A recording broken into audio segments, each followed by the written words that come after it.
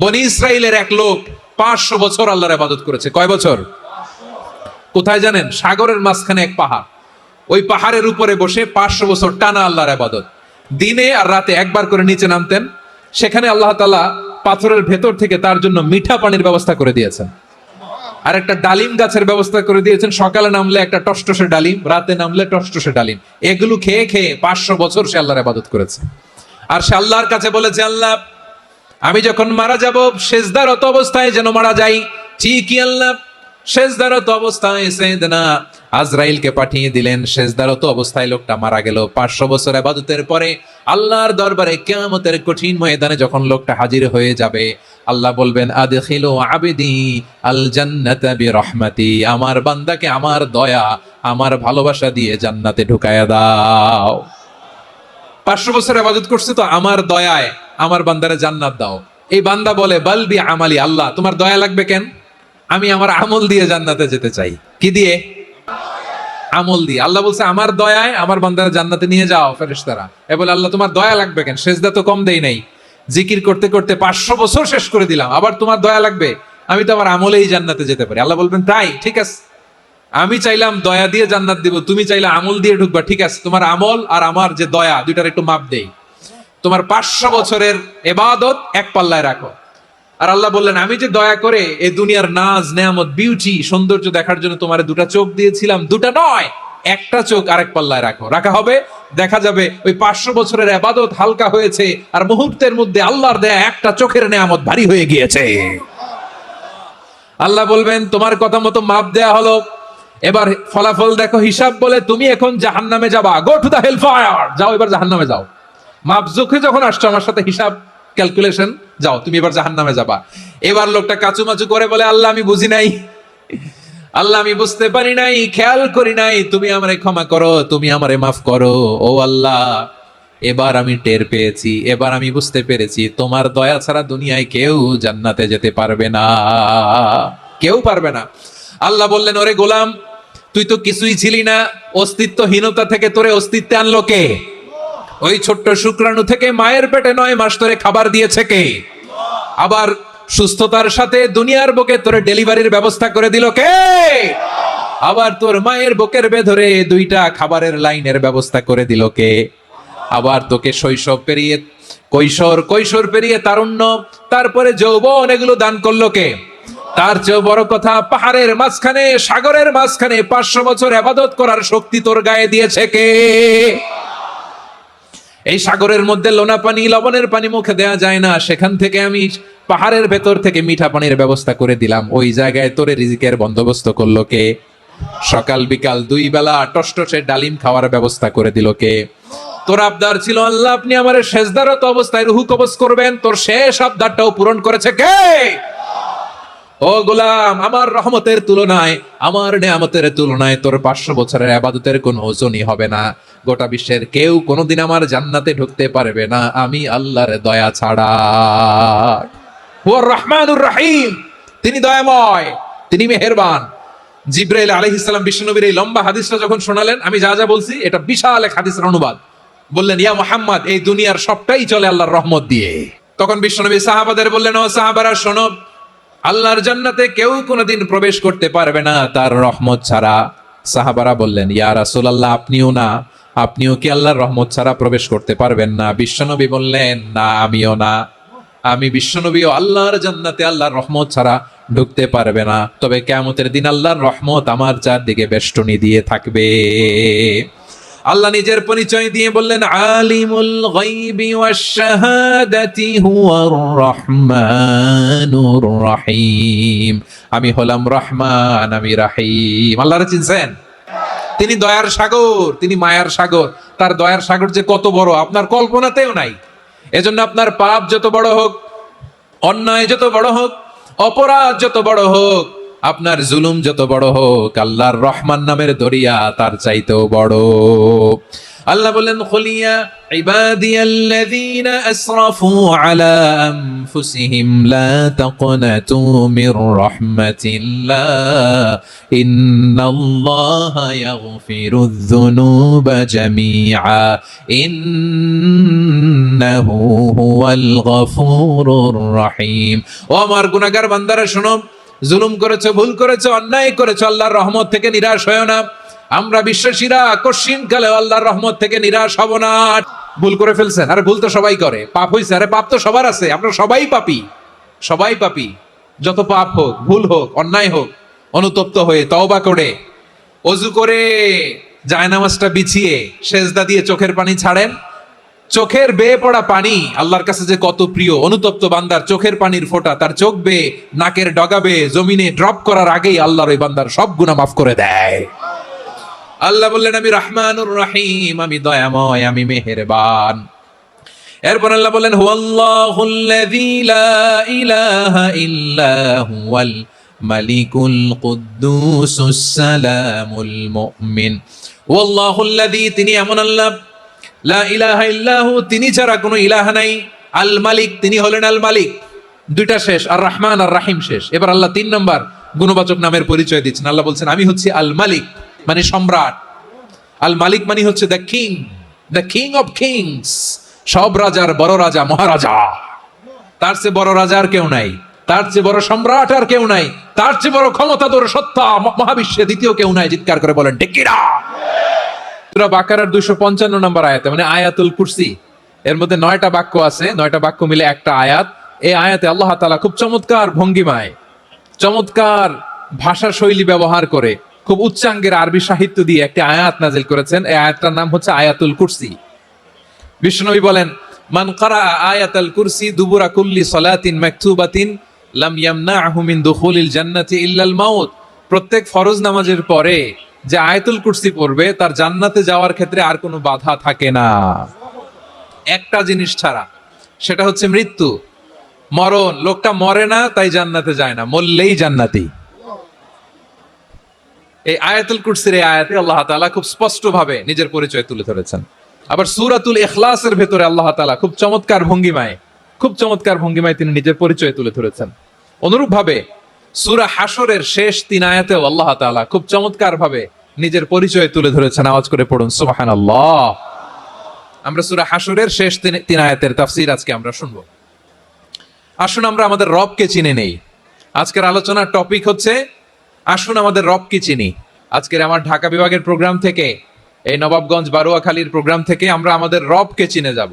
সূরা হাশরের শেষ 3 আয়াতের একটা বিশেষ ফজিলত আছে, এটা আপনারা পড়বেন। কি ফজিলত? বিষ্ণু ইসা ইসলাম বলেন মান ক্বালা হিনা ইউসবিহু সালাসা মাররাতিন আউযু বিল্লাহিস সামিউল আলিম মিনাশ শাইতানির রাজীম সুম্মা ক্বারা সালাসা আয়াতিন মিন আখিরি সূরাতিল হাশরি ওয়াক্কালাল্লাহু বিহি ৭০,০০০ মালাকিন ইউসাল্লুনা আলাইহি ওয়া ইন মাতা ফি যালিকাল ইয়াউমি মাতা শাহীদান।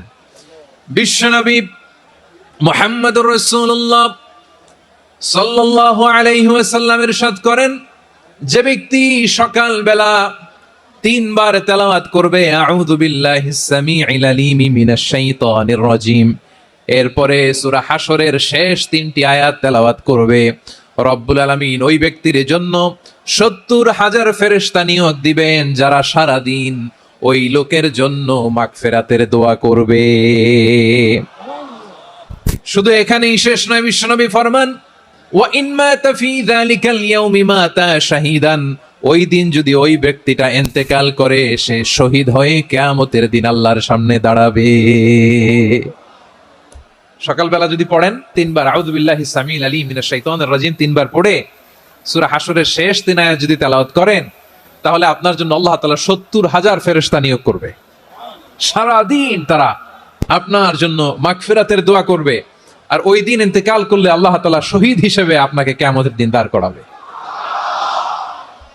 আবার সন্ধ্যাবেলায় যদি পড়েন, সারা রাতের জন্য ৭০,০০০ ফেরেশতা মাগফিরাতের দোয়া করবে। ওই রাতে মারা গেলে শাহাদাতের মৃত্যু নসিব হয়ে যাবে। আযকারুস সাবাহি ওয়াল মাসা, সকাল সন্ধ্যার যে জিকির, এই জিকিরের অন্তর্ভুক্ত করে নেবেন এই ওয়াজিফাটা। যে হাদিসটা বর্ণনা করলাম সুনানে তিরমিজির হাদিস, যদিও হাদিসটা সনদের দিক থেকে দাঈফ, কিন্তু মুহাদ্দিসিনে একরাম বলেছেন যেহেতু এটা ফাজাইলুল আমালের হাদিস, এটা পড়ার ক্ষেত্রে কোনো নিষেধাজ্ঞা নাই, এটা পড়া যাবে। সো সকাল সন্ধ্যা যদি সুযোগ হয় এই ওজিফাটা যেন আমরা পড়ি। এই 3টি আয়াতের ভেতরে আল্লাহ তাআলা তার 14টি গুণবাচক নাম উল্লেখ করে দিয়েছেন।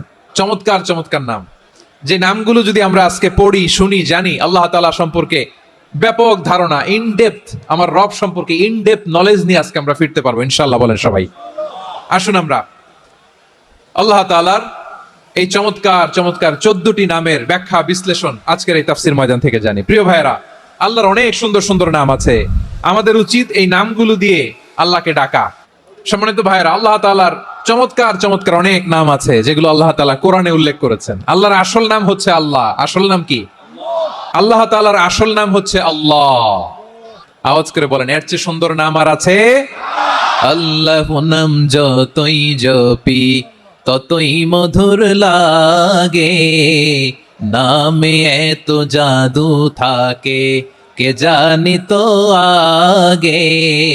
আল্লাহ নাম যতই জপি, ও নাম জপে প্রিয়তম, ও নামে জপে মজনু সম, ওই নামে পাপিয়া গাহে হৃদয় গোলাপে বাগে। আল্লাহ নাম যতই জপি। আল্লাহু আকবার। এত মধুর নাম আর দ্বিতীয়টা নাই, যতই জপি ততই ভাল লাগে, ঠিক কিনা বলেন? এজন্য রব্বুল আলামিন বলেন, ওয়ালিল্লাহিল আসমাউল হুসনা ফাদউহু বিহা ওয়া যারুল্লাযীনা ইউলহিদুনা ফি আসমাই সায়ুজজাউনা মা কানু ইয়ামালুন।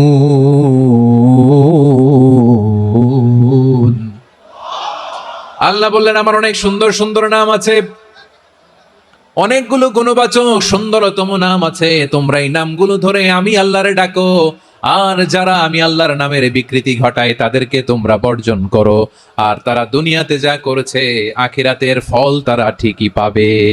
সুবহানাল্লাহ বলেন। আল্লাহর অনেক সুন্দর সুন্দর নাম আছে, এগুলো ধরে ডাকতে বলা হয়েছে, আর যারা আল্লাহর নামের বিকৃতি করে তাদেরকে বর্জন করতে বলা হয়েছে। আপনি আল্লাহর নামের জিকির যখন করবেন, আপনি আমার আল্লাহর নামের বিকৃতি করতে পারবেন? বারোয়াখালীর ভাইরা বুঝে থাকলে আওয়াজ দেন, আল্লাহর নামের বিকৃতি করা যাবে? আপনি যখন জিকির করবেন স্পষ্ট শব্দে আল্লাহর নামটা বোঝা যেতে হবে। সুবহানাল্লাহ, ওয়ালহামদুলিল্লাহ, লা ইলাহা ইল্লাল্লাহ, আল্লাহু আকবার। একসাথে মিলিয়ে করেন অথবা আলাদা আলাদা করেন, অথবা শুধু আল্লাহ আল্লাহ এই নামের জিকিরও যদি করেন স্পষ্ট বোঝা যাইতে হবে। আল্লাহর নামের বিকৃতি করা যাবে, কিন্তু আল্লাহর নামের বিকৃতি করে জিকির এদেশে আছে না নাই? আছে। দেখবেন জিকিরের মধ্যে হুই হুই হুই হুই হুই এরকম করতেছে, আছে না নাই? সবাই মিলে লাফাচ্ছে, দফাচ্ছে, মাথা ঝুলাচ্ছে, আর কি কি যেন বলে, ওইটার মধ্যে আমি আল্লাহর নাম খুঁজে পাই না, এরকম আছে না নাই? হ্যাঁ, হই হই করে কিম্ভূত কিমাকার অদ্ভুত আওয়াজ করে তারা জিকির করে, সেখানে আল্লাহর নাম নাই। এই জিকির আল্লাহর কাছে গ্রহণযোগ্য হবে? আল্লাহ বলেন, ওয়াযারুল্লাযীনা ইউলহিদুনা ফি আসমাইহি, খবরদার আমার নামের যারা বিকৃতি ঘটায় তাদেরকে তোমরা বর্জন করো। এজন্য জিকির যখন করব সুস্পষ্ট ভাবে আল্লাহ তাআলার নাম সেখানে থাকতে হবে, ঠিক কিনা বলেন? আবার আল্লাহ বলেন, যেমন মনে চায় তেমন জিকির তোমরা করো না। ফাযকুরুল্লাহা কামা আল্লামাকুম মা লাম তাকুনু তা'লামুন। তোমরা জানতে না, আল্লাহ তোমাদের জানিয়েছেন কেমন করে আল্লাহর নামের জিকির করতে হয়, যেমন আল্লাহ শিখিয়েছেন তেমন করে আল্লাহরে ডাকো, ঠিক কিনা বলেন? আল্লাহ তাআলা যেমন শিখিয়েছেন তেমন ভাবে আল্লাহ তাআলাকে ডাকতে হবে, ঠিক ওই পদ্ধতিতে আল্লাহ তাআলার নাম যুক্ত হবে। কোন পদ্ধতিতে সেটাও আল্লাহ বলে দিচ্ছেন। আল্লাহ তাআলা বললেন, ওয়াযকুর রাব্বাকা ফি নাফসিকা তাদাররুআন ওয়া খীফাতান ওয়া দুনাল জাহরি মিনাল কওলি বিল গুদুই ওয়াল আসাল ওয়া লা তাকুম মিনাল গাফিলিন। খবরদার আল্লাহর নামের জিকির করো, আল্লাহকে ডাকো। ফি নাফসিকা মনে মনে, তাদাররুআন সবিনয়ে, খীফাতান ভীত বিহবল চিত্তে, দুনাল জাহরি মিনাল কওল অনুচ্চ স্বরে অনুচ্চ আওয়াজে। এভাবে আল্লাহরে ডাকলে সেই ডাকা কবুল করে নিবে কে? তাহলে আল্লাহকে জপতে হবে মনে মনে, সবিনয়ে, ভীত বিহবল চিত্তে, অনুচ্চ স্বরে, এভাবে জিকির করতে হবে। বিষ্ণু ইসা ইসলাম এবং বিশ্বনবীর সাহাবারা ঠিক এই পদ্ধতিতে আল্লাহ তাআলাকে ডাকতেন। তাহলে এই যে আল্লাহ তাআলার সুন্দর সুন্দর নামগুলো আছে, এগুলো ধরে আমরা আল্লাহ তাআলার জিকির করব, তার প্রশংসা করব, তার পবিত্রতা বর্ণনা করব, তাহলে খুশি হবেন কে? বিষ্ণু ঈসা ইসলাম বলেন, আশ-শাইতানু জাসিম আলা কলবি ইবনে আদম, শয়তান বনি আদমের কলবের মধ্যে এরকম খামচি মেরে বসে থাকে। খামচি বোঝেন তো? শয়তান বনি আদমের হৃদয়ে কলবে খামচি মেরে বসে থাকে। ফাইদা যাকারাল্লাহ খানাসা, যখন মানুষ আল্লাহর জিকির করে শয়তান দৌড়ে পালায়। ওয়া ইদা গাফালা ওয়াসওয়াসা, আর মানুষ যখন অমনোযোগী হয়, গাফিল হয়, শয়তান আবার টেম্পটেশন দেয়, আবার ধোঁকা দেয়, আবার ওয়াসওয়াসা দেয়। এজন্য বিশ্বনবী বলতেন, লা ইয়াজালু লিসানুকা রাতবান মিন যিকরিল্লাহ, সব সময় প্রতি মুহূর্তে সর্বক্ষণে তোমার জিহ্বাটা আল্লাহর জিকির দিয়ে ভিজা রাখবা, আল্লাহর জিকির দিয়ে সিক্ত রাখবা, তাহলে কবুল করবে কে? সবাই পড়েন সুবহানাল্লাহ, আলহামদুলিল্লাহ, লা ইলাহা,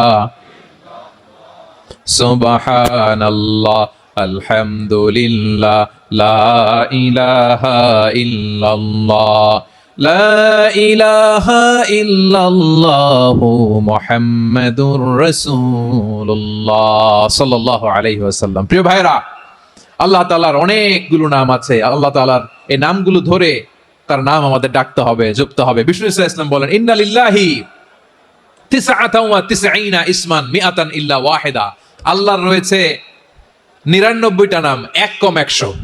এক কম, আমরা বাংলায় বলি না যে এক কম 100, মানে আসলে কয়টা?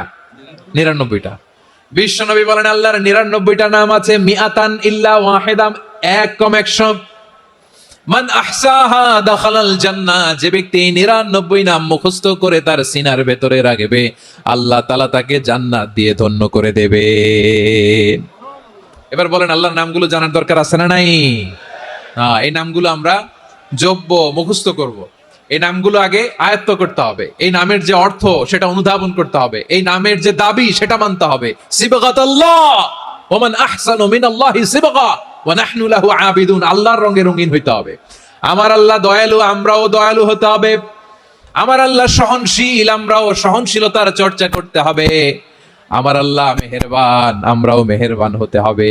বিষ্ণু ঈসা ইসলাম আল্লাহর এই চমৎকার সুন্দরতম নামগুলো ধরে ধরে আল্লাহর কাছে চাইতেন। আপনি যখন দোয়া করবেন, আল্লাহর নামগুলো ধরে যদি দোয়া করেন, আল্লাহ ওই দোয়া ফিরায় দেয় না। সুবহানাল্লাহ বলেন।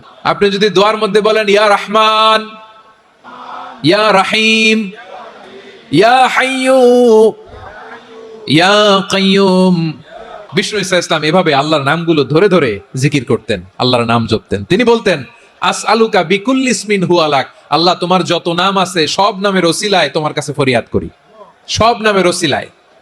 আনজালতাহু ফি কিতাবিক, যে নাম তুমি তোমার কিতাবে নাজিল করেছো। আও আল্লামতাহু আহাদাম মিন খালকিক, অথবা তোমার কোন সৃষ্টিকে তোমার নাম তুমি জানিয়েছো। আও ইস্তাসারতা বিহি ফি ইলমিল গায়বি ইনদাক, অথবা গায়েবের জ্ঞানে তুমি তোমার নিজের জন্য ওই নামগুলো সংরক্ষিত রেখে দিয়েছো। সব নামের ওসিলায় তোমার কাছে চাই। সুবহানাল্লাহ পড়েন।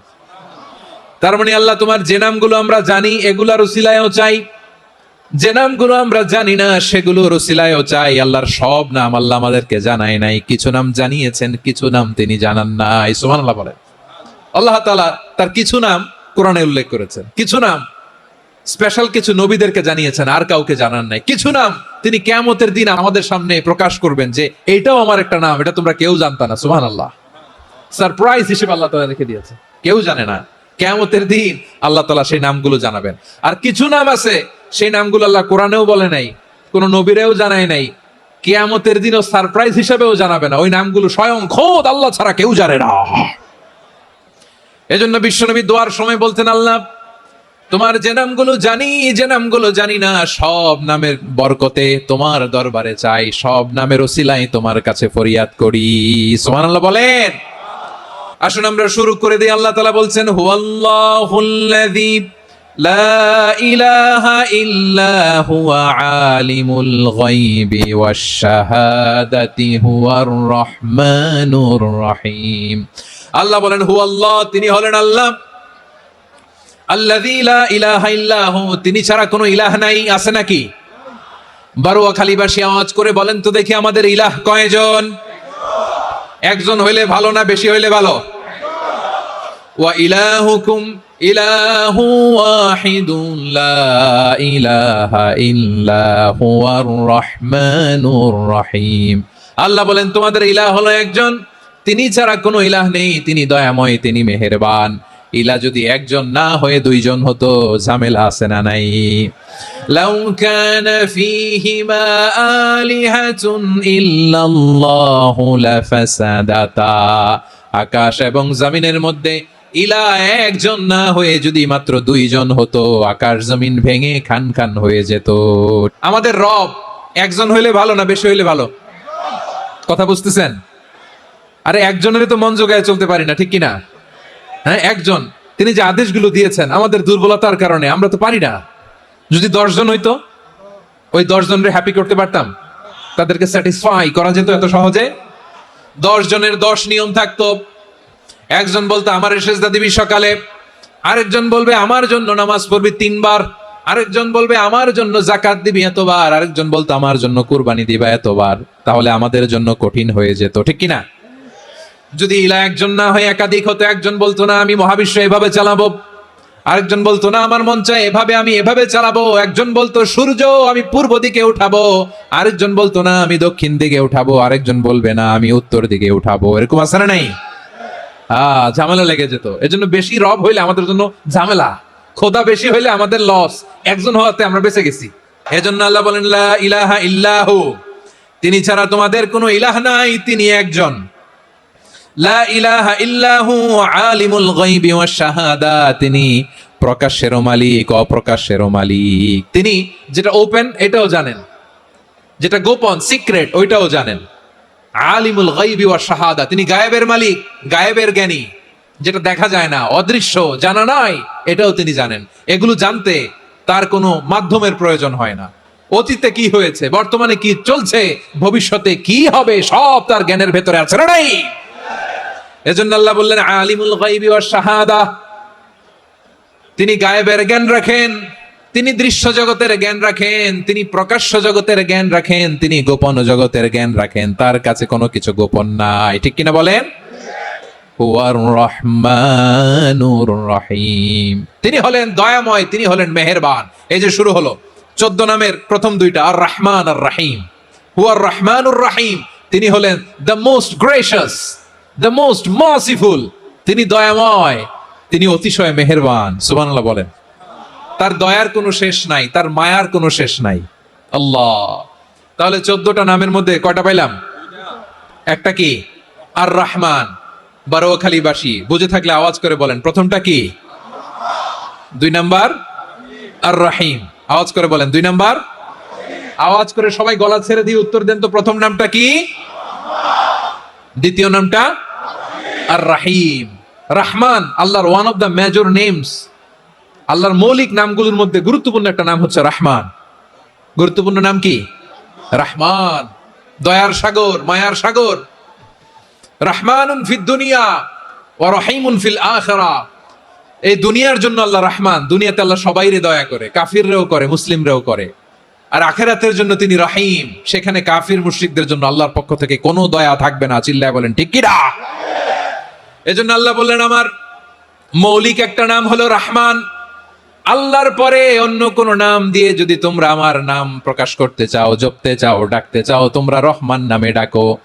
রব্বুল আলামিন ইরশাদ করেন কুলিদুল্লাহ আও ইদউর রহমান আইয়াম্মা তাদউ ফালাহুল আসমাউল হুসনা, আমাকে আল্লাহ নামে ডাকো কিংবা আমি আল্লাহকে রহমান নামে ডাকো, যে নামেই ডাকো না কেন আমার আছে অনেকগুলো সুন্দর সুন্দর নাম। যে নামেই ডাকো আমি শুনি, ডাকলেই আমি সাড়া দেই। সকালে ডাকলেও সাড়া দেই, দুপুরে ডাকলেও সাড়া দেই, মাঝরাতেও যদি আমরা বিপদে পড়ি ডাকলে আমাদের ডাকে সাড়া দেয় কে? সবাই বলুন তো, সাড়া দেয় কে? আবার বিশ্বনবী যখন মক্কায় দাওয়াত দিচ্ছিলেন, তিনি মাঝে মাঝে আল্লাহর নাম বলছিলেন, মাঝে মাঝে তিনি রহমান নাম বলছিলেন। যখন তিনি বললেন ওয়াইদা কিলা লাহুমুসজুদু লিররহমানি ক্বালু ওয়ামার রহমান, বিশ্বনবী মক্কায় যখন মক্কার কাফিরদেরকে, কুরাইশদেরকে বলল তোমরা রহমানকে সেজদা দাও, রহমানের ইবাদত করো, রহমানের জন্য সেজদায় লুটিয়ে পড়ো। মক্কাবাসী বলে রহমান আবার কে? রহমান রে তো চিনি না। রহমান কে? আল্লাহ চিনি, রহমান চিনি না। মক্কাবাসী কি বলে? কারে চিনে? আল্লাহরে চিনে। কারে চিনে না? রহমান কে তো চিনি না। রহমান আবার কোত্থেকে আসলো? কে Rahman? Who is this Rahman? যখন তারা বলে রহমান রে চিনি না, আল্লাহর গায়রতে আঘাত লেগেছে। আল্লাহ বলে রহমান রে চিনো না? না, তাদেরকে চিনানোর জন্য আল্লাহ ৭৮ আয়াত বিশিষ্ট আর রহমান নামে কোরআনে একটা সূরা নাজিল করেছেন।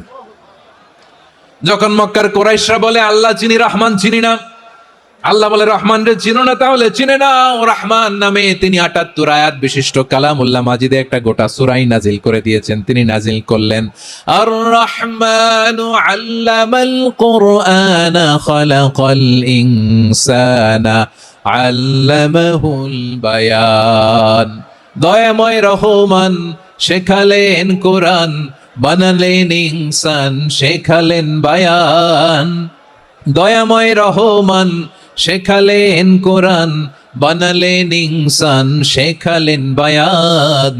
দয়াময় রহমান শেখালেন কোরআন, বানালেন ইনসান, শেখালেন বায়ান। আল্লাহ বলে রহমান কারে বলে চেনো না? শুনে নাও, ৭৮ আয়াত বিশিষ্ট গোটা একটা সূরা নাজিল করে দিলাম, সূরাত আর রহমান। আর রহমান তিনি দয়ালু, আল্লামাল কোরআন তিনি মানুষকে কোরআন শিখিয়েছেন, খালাকাল ইনসান মানুষ বানিয়েছেন, আল্লামাহুল বায়ান মানুষকে কথা বলা বর্ণনা করা শিখিয়েছেন। পড়েন সুবহানাল্লাহ। গোটা একটা সূরা নাজিল করেছেন, সূরাত আর রহমান। আমার বারোয়াখালীর ভাইয়েরা, তার নাম হচ্ছে আর রহমান আর রাহিম, মানে দয়াময়, মেহেরবান। তার দয়া যে কত বেশি আপনি কল্পনাও করতে পারবেন না, আপনি কল্পনাতেও আনতে পারবেন না তার দয়া কত বেশি। বিশ্বনবী সাল্লাল্লাহু আলাইহি ওয়াসাল্লাম ফরমান, লাম্মা কাদাল্লাহুল খালকা কাতাবা ইনদাহু ফাওকা আরশিহি। আল্লাহ যখন মহাবিশ্বের সব সৃষ্টি করে সারলেন, তিনি আরশের উপরে লিখলেন সাবাকাত রাহমাতি গাদাবি, সাবাকাত রাহমাতি গাদাবি। কোথায় লিখছে? আরশের উপরে আল্লাহ লিখলেন সাবাকাত রাহমাতি গাদাবি। এর মানে হলো আমার দয়ার কাছে আমার রাগ কিংবা ক্রোধ পরাজয় বরণ করেছে। মানে আমি আল্লাহর দয়া আছে, আবার আমি আল্লাহর ক্রোধ বা রাগ আছে, কিন্তু আমি আল্লাহর রাগের চেয়ে দয়া বেশি। আল্লাহর যদি রাগ থাকতো আমরা বাঁচতে পারতাম? যে পরিমাণে আকাম কুকাম আমরা করি, অপকর্ম করি, অন্যায় করি, জুলুম করে জুলুমের আড্ডাখানা বানিয়ে রেখেছি গোটা দুনিয়াকে, আল্লাহ যদি মুহূর্তে মুহূর্তে রেগে যেতেন আমরা বাঁচতে পারতাম? মহাবিশ্ব সৃষ্টির পরেই তিনি আরশের উপরে লিখেছেন সাবাকাত রাহমাতি গাদাবি, মানে আমি আমার দয়ার কাছে আমি আল্লাহর ক্রোধ, রাগ, ক্ষোভ এটা পরাজিত হয়েছে। সুবহানাল্লাহ বলেন। আবার বিষ্ণু বললেন জাআলাল্লাহুর রাহমাতা মিয়াতা জুজ, আল্লাহ দয়ার ভালোবাসাকে 100 টুকরা করলেন। 99 টুকরা দয়া মায়া ভালোবাসা আল্লাহ নিজের কাছে রেখে দিলেন, আর 1 টুকরা দয়া মায়া ভালোবাসা আল্লাহ গোটা বিশ্বের সবার মাঝে ঢেলে দিলেন। দয়া মায়া ভালোবাসা 100 টুকরা করে আল্লাহ নিজের কাছে রাখছেন কয় টুকরা? 99 টুকরা। আর গোটা বিশ্বের সবার মাঝে ভাগ করে দিয়েছেন কয় টুকরা? এবার এই 1 টুকরার নমুনা দেখেন তো পৃথিবীতে। স্বামী স্ত্রীর জন্য কত ভালোবাসা, বন্ধু বন্ধুর জন্য কত ভালোবাসা, গার্লফ্রেন্ড বয়ফ্রেন্ডের জন্য গলায় ফাঁস লাগে, আছে না নাই? ভালোবাসারে আল্লাহ 100 টুকরা করেছেন। 99 টুকরা ভালোবাসা আল্লাহ নিজের জন্য রেখেছেন, 1 টুকরা আমাদের সবাইকে ভাগ করে দিয়েছেন।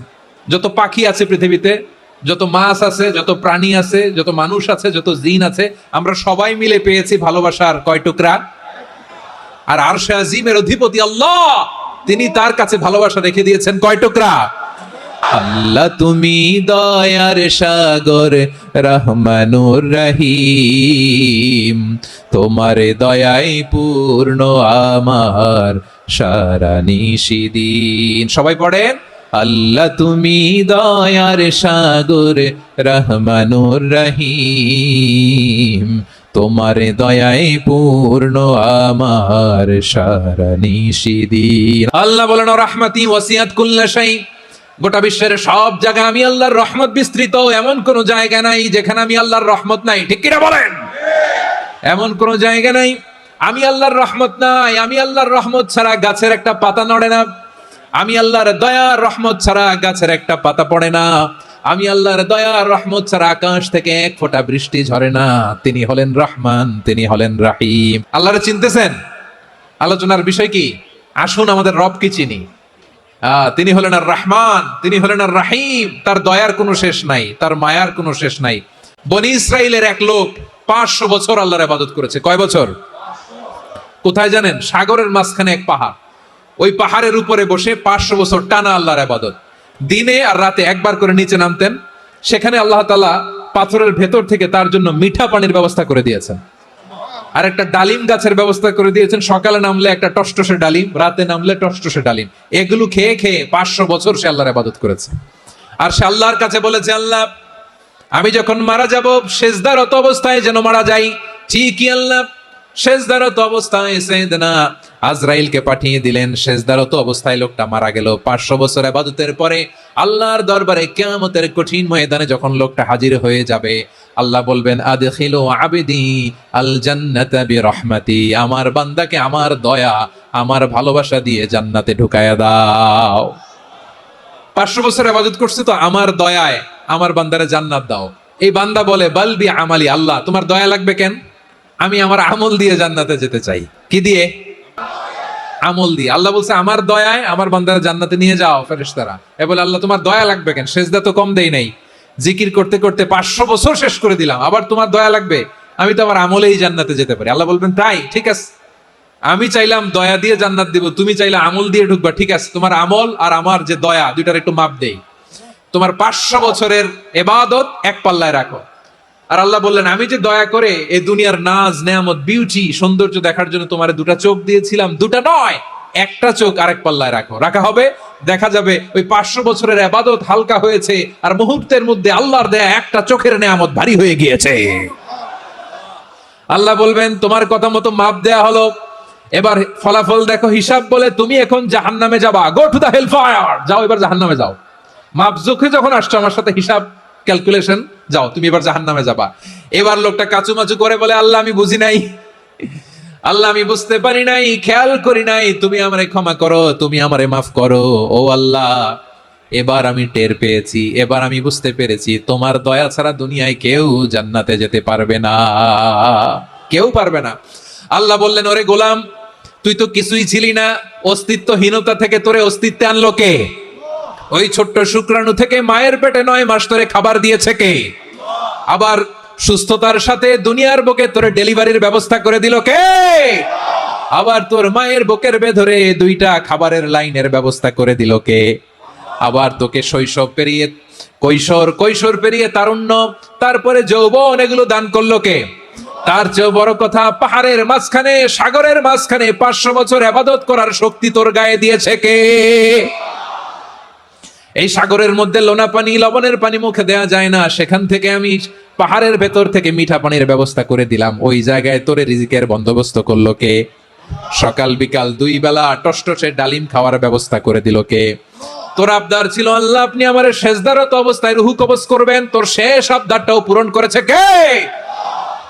ও গোলাম আমার রহমতের তুলনায়, আমার নেয়ামতের তুলনায় তোর 500 বছরের ইবাদতের কোনো ওজনই হবে না। গোটা বিশ্বের কেউ কোনোদিন আমার জান্নাতে ঢুকতে পারবে না আমি আল্লাহর দয়া ছাড়া।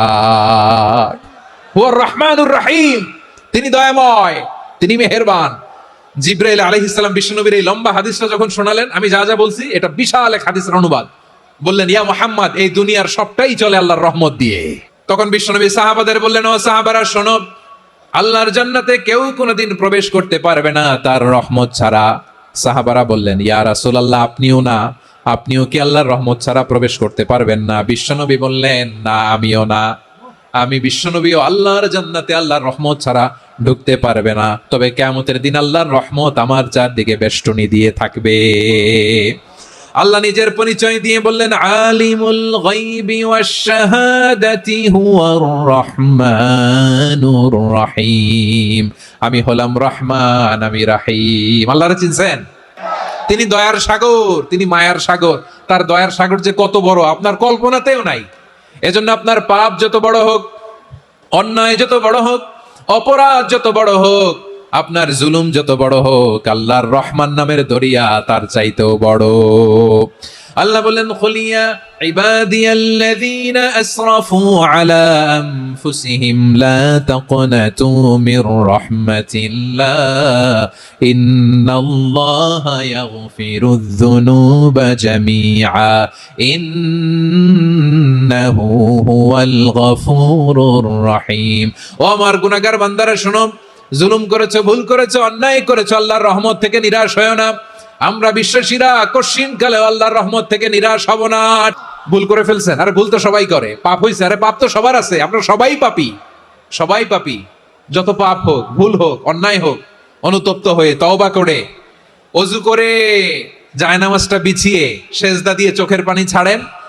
চোখের বেয়ে পড়া পানি আল্লাহর কাছে যে কত প্রিয়। অনুতপ্ত বান্দার চোখের পানির ফোঁটা তার চোখ বেয়ে, নাকের ডগা বেয়ে জমিনে ড্রপ করার আগেই আল্লাহর ওই বান্দার সব গুনাহ মাফ করে দেয়।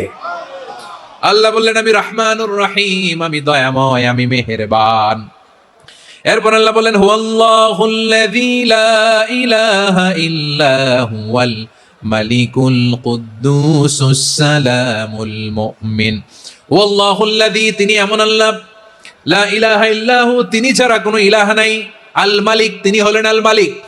দুইটা শেষ, আর রহমান আর রাহিম শেষ। এবার আল্লাহ 3 নম্বর গুণবাচক নামের পরিচয় দিচ্ছেন। আল্লাহ বলছেন আমি হচ্ছি আল মালিক, মানে সম্রাট। আল মালিক মানে হচ্ছে the king, the king of kings, সব রাজার বড় রাজা, মহারাজা। তার চেয়ে বড় রাজা আর কেউ নাই, তার চেয়ে বড় সম্রাট আর কেউ নাই, তার চেয়ে বড় ক্ষমতাধর সত্তা মহাবিশ্বে দ্বিতীয় কেউ নাই। চিৎকার করে বলেন ঠিক কিনা? তিনি আল মালিক। আল মালিক মানে ক্ষমতাধর, ক্ষমতার মালিক, রাজা ধীরাজ বাদশাহ। তার ক্ষমতা আর আমাদের ক্ষমতা একরকম নাকি? আমাদের দুনিয়াতে ক্ষমতা অস্থায়ী ক্ষমতা, ঠিক কিনা বলেন? আইজ আছে কাল নাই, এরকম না ক্ষমতা? আল্লাহর ক্ষমতাও তো এরকম না, আইজ আছে কাল নাই এরকম। দুনিয়াতে দেখবেন কোন দেশের প্রেসিডেন্টের 4 বছরের ক্ষমতার মেয়াদ, কোন দেশে 5 বছরের। আল্লাহর কয় বছরের? 10 বছরের নাকি 20 বছর, 100 বছর। আল্লাহর ক্ষমতার মেয়াদ কতদিন বলেন? চিরকাল তার ক্ষমতার মেয়াদ। চিল্লায় বলেন ঠিক কিনা? নিরঙ্কুশ ক্ষমতা, একচ্ছত্র ক্ষমতা বলতে যা বুঝায়, এই ক্ষমতা একমাত্র আল্লাহরই আছে।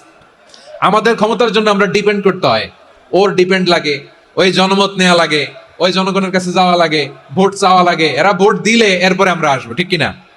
আবার জনগণ না চাইলে আমরা নাই। আল্লাহর ক্ষমতা কি এরকম? আবার দেখবেন দুনিয়াতে ক্ষমতায় যাওয়ার জন্য জোট করা লাগে, জোট।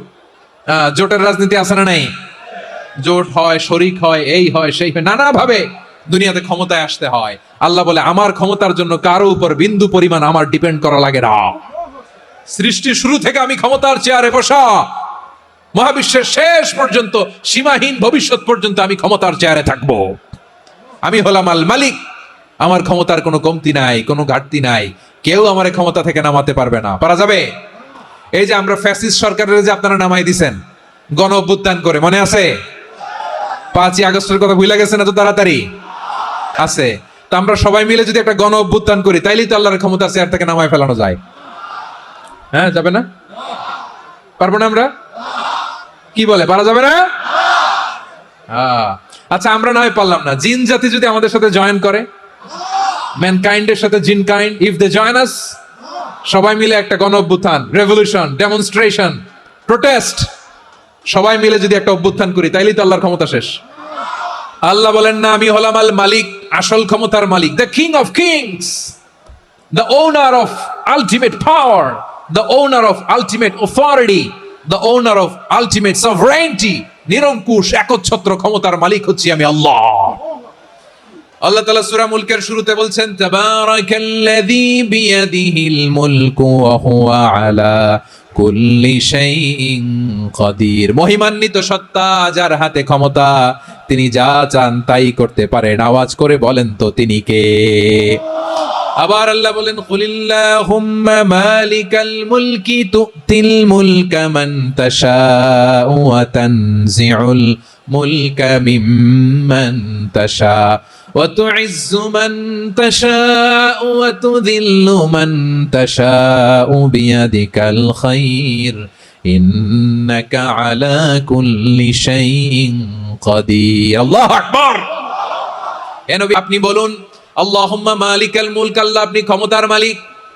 তুতিল মুলকা মান তাশা, যাকে চান তারে ক্ষমতার চেয়ারে বসান। ওয়া তানজিউল মুলকা মিম্মান তাশা, যাকে চান তাকে ক্ষমতার চেয়ার থেকে ছুড়ে ফেলে দেন। তিনি কে?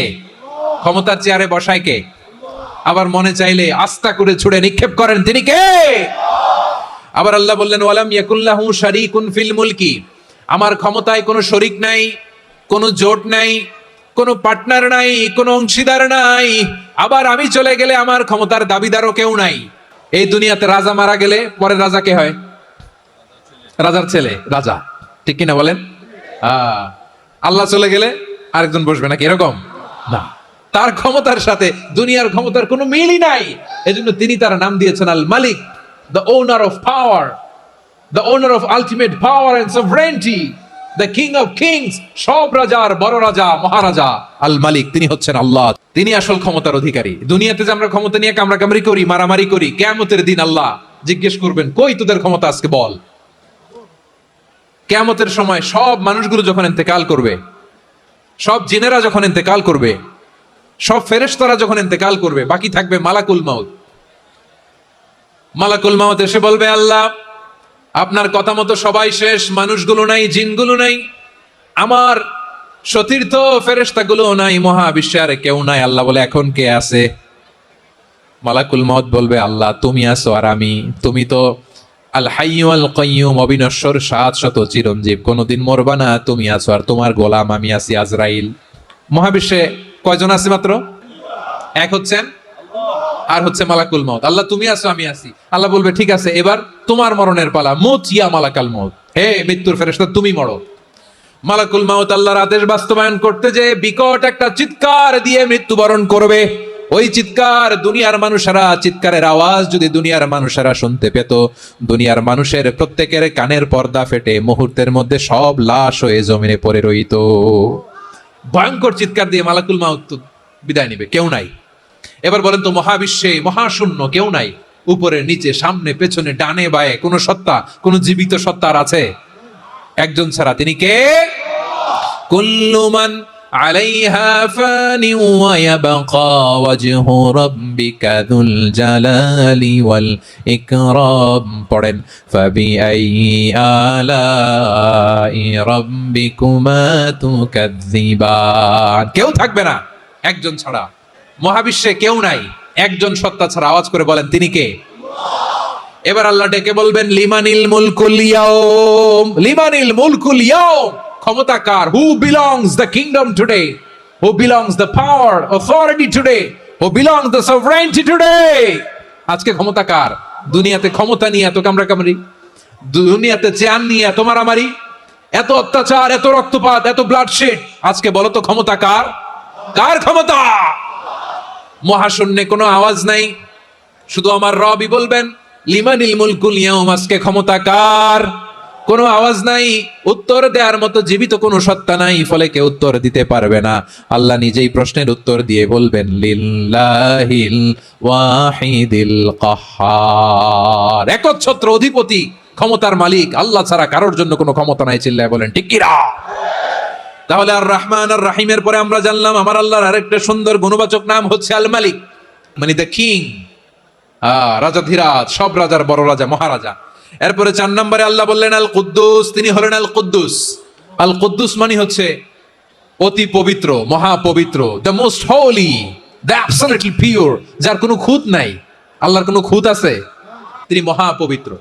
আল্লাহর পবিত্রতা যখন আমরা বর্ণনা করি আল্লাহ খুশি হয়ে যান, কারণ তার সত্তার একটা বৈশিষ্ট্য হচ্ছে তিনি আল কুদ্দুস। বারোয়াখালীবাসী আল্লাহর নামটা একটু জপেন না, বলেন আল কুদ্দুস, অতি পবিত্র, তার মধ্যে কোনো অপবিত্রতার ছিটে ফোঁটা নাই, মহাপবিত্র, the most pure, the most holy, অতি পবিত্র। ফেরেশতারা বলেছিল আল্লাহ আপনি মানুষ কেন বানাবেন? নাহনু নুসাব্বিহু বিহামদিকা ওয়া নুকদ্দিসু লাক, এই যে নুকদ্দিসু কুদ্দুস পাইছেন? তারা বলেছিল আল্লাহ মানুষ কেন বানাবেন? মারামারি করবে, আমরাই তো ভালো, আমরাই আপনার মহিমা বর্ণনা করি, আমরাই আপনার পবিত্রতা বর্ণনা করি। নুকদ্দিসু লাক, তার মানে আল কুদ্দুস। আবার আমার নবী, বিশ্ব নবী যখন সিজদায় লুটিয়ে পড়তেন, আম্মা জানা এসে বলেন আমরা তো সিজদার মধ্যে সুবহান রাব্বিয়াল আলা বলেই শেষ, কিন্তু বিশ্ব নবী তাহাজ্জুদের নামাজে, নফল নামাজে, সুন্নত নামাজে 3 বার সুবহানা রাব্বিয়াল আলা তাসবিহ পড়ার পরে তিনি পড়তেন সুবহুন কুদ্দুসুন রাব্বুল মালাইকাতি ওয়ার রূহ। সুবহ কুদ্দুস রব্বুল মালাইকাতি ওয়ার রূহ। সিজদায় লুটিয়ে পড়ে বিষ্ণুনবী এই দোয়াটা পড়তেন নফল নামাজে, সুন্নাত নামাজে কিংবা তাহাজ্জুদের নামাজে। সুবহান রাব্বিয়াল আ'লার পরে কি পড়তেন? সুবহুন। আওয়াজ করে বলেন সুবহুন কুদ্দুসুন রব্বুল মালাইকাতি ওয়ার রূহ। মানে আল্লাহ আপনি প্রশংসিত, আল্লাহ আপনি অতি পবিত্র, আপনি সব ফেরেশতা কুলের রব, ফেরেশতাদের সরদার জিব্রাইলের রব। সুবহানাল্লাহ। নফল নামাজে, তাহাজ্জুদের নামাজে, সুন্নত নামাজে সিজদার যে তাসবিহ সুবহান রাব্বিয়াল আ'লা 3 বার পড়ার পরে আমার ভাইরা, মহিলা প্যান্ডেলে আমার যে মায়েরা বোনেরা আছে, 3 বার সুবহান রাব্বিয়াল আ'লা পড়ার পরে পড়বেন সুবহুন কুদ্দুসুন রব্বুল মালাইকাতি ওয়ার রূহ। আবার বিশ্বনবী বলেন ইন্নাল্লাহা তাইয়্যিব লা ইয়াকবালু ইল্লা তাইয়্যিবা। আল্লাহ পবিত্র, পবিত্রতা ছাড়া তিনি কিছু গ্রহণ করেন না, অপবিত্র কোনো কিছু আল্লাহ গ্রহণ করে না। অনেকে আছে ঘুষ খায়, সুদ খায়, অন্যায় অপরাধ চাঁদাবাজি যা আছে সব করে, হারাম টাকা, হারাম উপার্জন। এই হারাম উপার্জন দিয়ে আবার মসজিদ বানায়, আছে না নাই? ইনকাম সবটাই হারাম, ওইটা দিয়ে আবার এতিমখানা বানায়, আছে না নাই? ওইটা আল্লাহ কবুল করবে না, কারণ আল্লাহ নিজে পবিত্র। পবিত্র না হলে কিছুই অ্যাকসেপ্ট করেন না। সুবহানাল্লাহ পড়েন। তাহলে বুঝলাম তিনি আল কুদ্দুস মানে অতি পবিত্র। এরপরে আল্লাহ বলেন আমি হচ্ছি আসসালাম। আসসালাম মানে হচ্ছে শান্তির আধার। সালাম মানে কি? শান্তির আধার, যার কাছ থেকে শান্তি আসে। দ্য সোর্স অফ পিস, তিনি শান্তির আধার। এজন্য আমরা একে অপরের সাথে দেখা হলে কি বলি? সালাম সালাম হাজার সালাম, সকল শহীদ স্মরণে আমার হৃদয় রেখে যেতে চাই তাদের স্মৃতির চরণে। সবাই বলেন সালাম সালাম হাজার সালাম, সকল শহীদ স্মরণে আমার হৃদয় রেখে যেতে চাই তাদের স্মৃতির চরণে। পড়েন আমিন। আমরা সকল ভাষা শহীদ, সকল মুক্তিযোদ্ধা তাদের জন্য দোয়া করি, এবং 24-এর ছাত্র নাগরিক অভ্যুত্থানে যারা শাহাদাতের সর্বোচ্চ নাজরানা পেশ করে এই নতুন ভোরের বাংলাদেশ আমাদেরকে উপহার দিয়েছে, তাদের জন্য আল্লাহর কাছে দোয়া করি। সবাই বলেন আমিন। আল্লাহর একটা নাম হচ্ছে আসসালাম, মানে হচ্ছে শান্তির আধার, দ্য সোর্স অফ পিস। শান্তি দেওয়ার মালিককে। এজন্য শান্তি চাইবো কার কাছে? আল্লাহ তুমি আমার দেশটাকে শান্তিময় করো, বলেন আমিন। আল্লাহ তুমি আমাদের পরিবারের শান্তি নসিব করো, বলেন আমিন। আল্লাহ আমাদের জীবনটাকে তুমি শান্তিময় করো, পড়েন আমিন। এজন্য বিশ্বনবী সালাম ফিরানোর পরে 3 বার পড়তেন আস্তাগফিরুল্লাহ আস্তাগফিরুল্লাহ আস্তাগফিরুল্লাহ। এরপরে বিশ্বনবী পড়তেন আল্লাহুম্মা আনতাস সালাম ওয়া মিনকাস সালাম তাবারাকতা রাব্বানা ইয়া যাল জালালি ওয়াল ইকরাম। ও আল্লাহ আপনি শান্তির আধার, আপনার কাছ থেকে শান্তি আসে, আপনি বরকতময়। এই দোয়াটা পড়েন, আপনারা করবেন আজকে থেকে। আল্লাহুম্মা আনতাস সালাম ওয়া মিনকাস সালাম তাবারাকতা ইয়া যাল জালালি ওয়াল ইকরাম। আবার জান্নাতের আরেকটা নাম হচ্ছে দারুস সালাম, মানে শান্তির ঘর। সালামের পরে আল্লাহ বললেন আল মুমিন, আমার আরেকটা নাম হচ্ছে আল মুমিন। আল মুমিন মানে হচ্ছে নিরাপত্তা দানকারী। আমাদের নিরাপত্তা দেয় কে? অনেক সময় এরকম হয় না যে অনেক সিকিউরিটি দিয়ে রাখছে, কিন্তু স্নাইপার দিয়ে এমন ভাবে গুলি করছে একেবারে বড় সাহেবের মাথায় যে গুলি লাগছে, আছে না নাই? এখন সবাই মিলে বডিগার্ডের ধরে, যাই বেটা বডিগার্ড, এত টাকা দিয়ে বডিগার্ড রাখছি, আমাদের স্যারের মাথায় গুলি লাগলো কিভাবে? তো বডিগার্ড বলে আপনার স্যারের বডি তো আছে, এই যে বডি নিয়ে যান। আমি তো রুহু গার্ড না, রুহু গার্ড হচ্ছে একজন। চিল্লায় বলেন তিনি কে? আমার ভাইরা, দুনিয়াতে টাকা হলে বডিগার্ড মিলে, কিন্তু রুহু গার্ড মিলে? যে আমি 10 লক্ষ টাকা দিব, রুহু গার্ড লাগবে, আমার রুহু কেউ চিনে নিতে পারবো না, এরকম পাওয়া যায়? কি পাওয়া যায়? বডিগার্ড পাওয়া যায়, রুহু গার্ড পাওয়া যায় না। ওই রুহের নিরাপত্তা দেয় কে? আল মুমিন, দ্য প্রোভাইডার অফ সিকিউরিটি। তিনি নিরাপত্তা দেয় তার নেককার বান্দাদেরকে, দুনিয়াতে নিরাপত্তা দেয়, আখিরাতেও নিরাপত্তা দেয়। আবার আল্লাহ বললেন আল্লাযী আত'আমাহুম মিন জু'ইন ওয়া আমানাহুম মিন খাউফ। তিনি এমন সত্তা যিনি ক্ষুধা লাগলে তোমাদেরকে খাদ্যের ব্যবস্থা করে, আবার ভয়ের সময় তিনি তোমাদেরকে নিরাপত্তার ব্যবস্থা করে।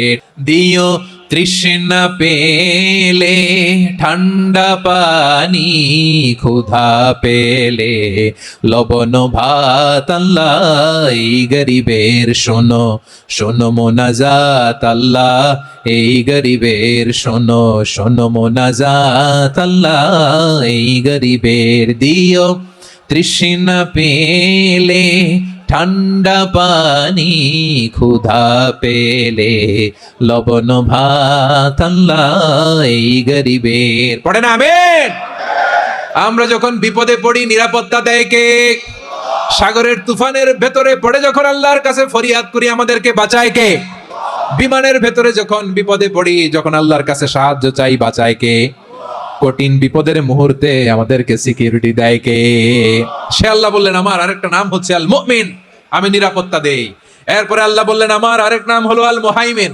আল মুহাইমিন মানে হচ্ছে দ্য ওভারসিয়ার, দ্য অবজারভার, পর্যবেক্ষক, যিনি মনিটরিং করেন আমাদের সব অ্যাক্টিভিটি, তিনি মনিটরিং করেন। কোনোভাবে তার চোখকে ফাঁকি দেয়া যায় না। আল্লাহর চোখ ফাঁকি দেয়া যায়? আচ্ছা আওয়াজ করে বলেন তো, পুলিশ ভাইদের চোখ, পুলিশের চোখ মাঝে মাঝে ফাঁকি দেয়া যায় কি যায় না? সেনাবাহিনীর চোখ, র্যাবের চোখ, ইনকাম ট্যাক্স অফিসারের চোখ, দুর্নীতি দমন কমিশনারের চোখ, কিন্তু আল্লাহর চোখ, আল্লাহর চোখকে কশ্চিন কালেও কখনো ফাঁকি দেয়া যাবে? যেখানেই যান, ঘরের ভেতরে ঢুকে জানলা লাগিয়ে দরজাটা লক করে যদি অন্যায় করেন, পাপ করেন, দুনিয়ার কোনো চোখ দেখে নাই, দেখেছে কে? পর্দার আড়ালে যে যদি পাপ করেন, দেখে নাই, দেখেছে কে? গহীন সাগর তলে ঢুকেও যদি অন্যায় করেন, কেউ দেখে না, সেটা দেখেন কে? আপনি কি ভাবছেন আটলান্টিক মহাসাগরের ভিতরে চলে গেলে তার আল্লাহ দেখবে না?